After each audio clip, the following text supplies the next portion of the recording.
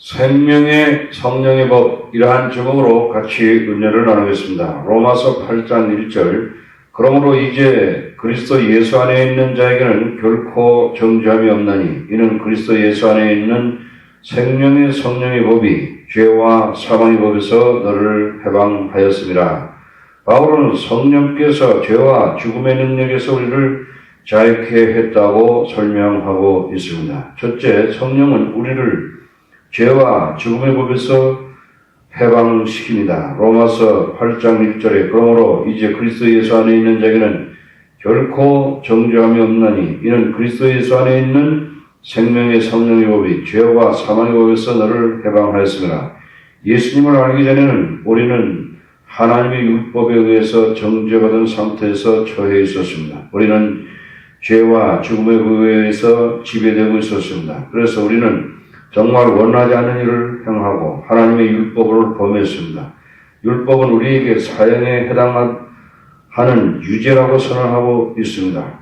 그리스도께서 우리를 위해 죽으셨습니다. 우리가 믿음으로 예수님을 영접하게 될 때 우리의 옛자는 십자가에서 예수님과 함께 못 박혔습니다. 우리는 죄에 대해서 죽었고 율법에 대해서 죽었습니다. 예수님은 우리가 받을 심판과 정죄를 십자가에서 담당하셨습니다. 이제 그리스도 예수 안에 있는 자들에게는 결코 정죄함이 없습니다. 성령은 우리의 심령에 적응시켜서 죄와 죽음의 법에서 우리를 자유케 하십니다. 로마서 8장 3절에 율법이 육신으로 말미암아 연약하여 할 수 없는 그것을 하나님은 하시나니 곧 죄를 인하여 자기 아들을 죄 있는 육신의 모양으로 보내어 육신의 죄를 정하사 육신을 쫓지 않고 그 영을 쫓아 행하는 우리에게 율법의 요구를 이루어지게 하려 하심이니라. 우리는 율법이 우리를 구원하지 못하는 것을 잘 알고 있습니다. 율법은 우리의 죄를 정확하게 지적합니다. 율법은 우리가 영적으로 병든 것을 진단합니다. 그러나 율법은 고칠 능력이나 구원할 능력이 없습니다. 우리는 전적으로 무력합니다. 그러나 하나님은 우리를 혼자 남겨두시지 않으셨습니다. 하나님은 우리가 사랑스럽지 않고 비참한 지경에 있을 때도 사랑하셨습니다. 하나님은 우리를 사랑의 마음으로 바라보셨습니다. 하나님은 그의 독자 예수 그리스도를 사랑으로 우리의 죄 있는 자리를 대신하기 위하여 이 세상에 보내기로 작정하셨습니다. 그분이 바로 예수 그리스도이십니다. 예수님은 그의 몸으로 우리 죄를 담당하시고 속죄 제물로 십자가에 죽으셨습니다. 정의를 위한 하나님의 요구는 예수님에 의해서 완전히 만족하셨습니다. 예수님은 그의 생명의 피를 지불하셔서 우리에게 자유를 주셨습니다. 우리는 진실로 자유함을 얻었습니다. 과거에는 우리는 죄의 종이었습니다. 우리는 죄를 짓고 싶지 않았지만 죄를 지었습니다. 그러나 지금 우리는 성령의 역사로 죄와 죽음의 능력에 의해서 자유를 얻었습니다. 우리는 새로운 생명 가운데 살기 위해서 참 자유를 가지고 있습니다. 둘째, 성령의 욕구를 선택하라입니다. 자유는 선택을 포함합니다. 우리는 예수님께서 우리에게 주신 새 생명을 따라 살도록 항상 결정해야 하는 것입니다. 하나님의 관점에서는 두 가지의 삶의 방식이 있을 뿐입니다. 세상에 사는 사람들 중에 두 가지 방식이 있을 뿐입니다. 죄의 본성에 의해서 사는 사람과 성령에 의해서 사는 사람들입니다. 성령을 따라 살기로 결심해야 하는 것입니다. 로마서 8장 5절에 육신을 쫓는 자는 육신의 일을, 영을 쫓는 자는 영의 일을 생각하나니 죄의 속성이란 단어는 육신이란 말과 비영적이라는 삶으로 바꿔 쓸 수 있습니다. 영적이지 않는 사람은 먹고 마시고 성적인 쾌락만을 생각합니다. 하나님은 성령을 보내셔서 그들과 사랑의 관계를 맺고자 하셨습니다. 그러나 이들은 하나님의 성령을 무시했습니다. 그들은 성령에 관해서 관심이 없습니다. 그들은 육체에서 생각을 고정시켜서 육체의 쾌락만을 위해서 항상 생각합니다. 그 다음 어떤 일이 일어났습니까? 로마서 8장 6절에 육신의 생각은 사망이요 육체는 세상의 모든 만물처럼 소멸되고 썩어질 것들입니다. 사망이 그들이 사고 세계를 지배하게 될 때 세상의 모든 것은 회의적이고 자기 이익만 찾는 사람들이 될 것입니다. 그들의 삶은 진정한 삶의 의미가 없습니다. 그들의 철학은 내일 죽을 터이니 먹고 마시다인 것입니다. 그들은 가식적인 웃음을 웃으며 영리한 말을 하지만 죽은 사람이 걸어다니는 것에 불과한 것입니다. 로마서 8장 7절의 육신의 생각은 하나님과 원수가 되나니 이는 하나님의 의에 굴복치 아니할 뿐 아니라 할 수도 없습니다. 육신에 있는 자는 하나님을 기쁘시게 할 수 없느니라. 결국은 하나님과 원수가 됩니다. 성령에 의해서 사는 사람들이 있습니다. 로마서 8장 5절에 영을 쫓는 자는 영의 일을 생각하나니 이 사람들의 마음은 성령의 뜻에 집중되어 있는 사람들입니다. 성령은 이 사람들 안에 살고 계신 하나님의 생명입니다. 이 사람들은 하나님과 관계가 이루어지고 하나님과 연결되어 있습니다. 이 사람들은 하나님의 마음을 알 수 있으며 하나님을 기쁘시게 합니다. 주님은 성령의 인도에 따라 사셨습니다. 예수님은 하나님을 기쁘시게 하는 삶을 사셨습니다.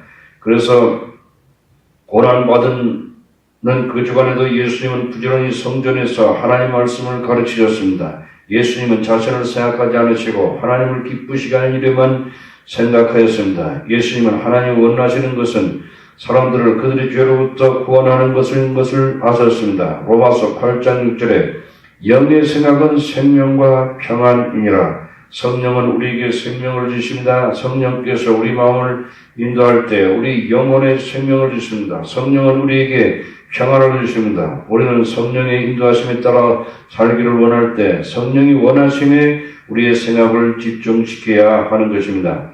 세 번째, 성령은 생명을 주십니다. 로마서 8장 9절에 만일 너희 속에 하나님의 영이 거하시면 너희가 육신에 있지 아니하고 영이 있나니 누구든지 그리스도의 영이 없으면 그리스도 사람이 아니라. 바울의 진술은 매우 분명합니다. 하나님의 성령에 의해서 통제되는 사람들이 있습니다. 하나님이 성령은 다윗 왕으로 백성들을 인도하듯이 우리를 인도하여 주십니다. 시편 23편 4절에 내가 사망의 음침한 골짜기로 다닐지라도 해를 두려워하지 않을 것은 주께서 나와 함께 하시므라. 주의 지팡이와 막대기가 나를 안위하시나이다. 지팡이와 막대기는 양떼를 인도하기 위한 목자의 도구인 것입니다. 다윗이 그의 삶이 하나님의 손에 있다는 것을 알았습니다. 다윗의 삶은 성령의 인도하심이 있었습니다. 우리는 성령이 우리의 삶을 인도하시는 것을 잘 모릅니다. 그러나 우리가 성령을 받았을 때 우리는 성령께서 우리를 인도하실 것에 대해 확신이 있습니다. 로마서 8장 10절에 그리스도께서 너희 안에 계시면 몸은 죄로 인하여 죽은 것이나 영은 의를 인하여 산 것이니라.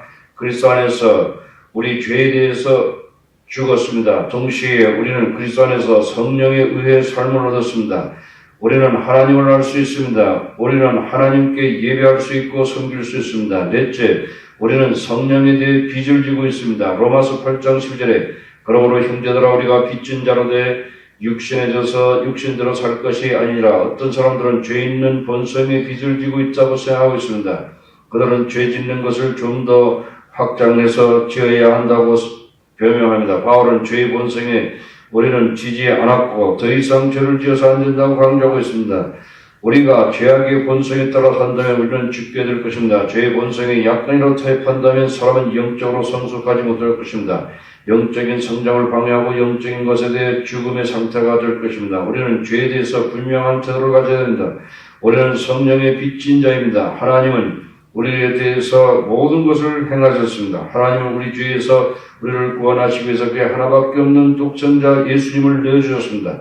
예수 그리스도를 통하여 하나님 그분의 성령을 우리에게 주셨습니다. 우리가 성령을 의지하게 될 때 죄에 대해서 승리하게 되십니다. 하나님께서 위에서 많은 일을 행하셨는데 우리도 헌신과 순종으로 보답해야 할 것입니다. 성령은 우리를 통하여 역사하기 때문에 우리가 성령과 동역해야 되는 것입니다.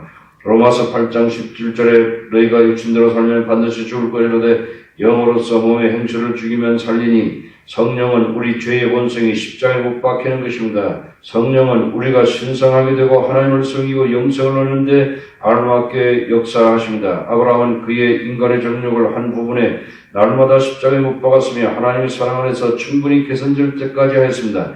이것은 그에게 실천적인 문제였습니다. 아브라함은 이스마엘을 내보내야 했습니다. 아브라함은 이삭을 희생으로 드려야 했습니다.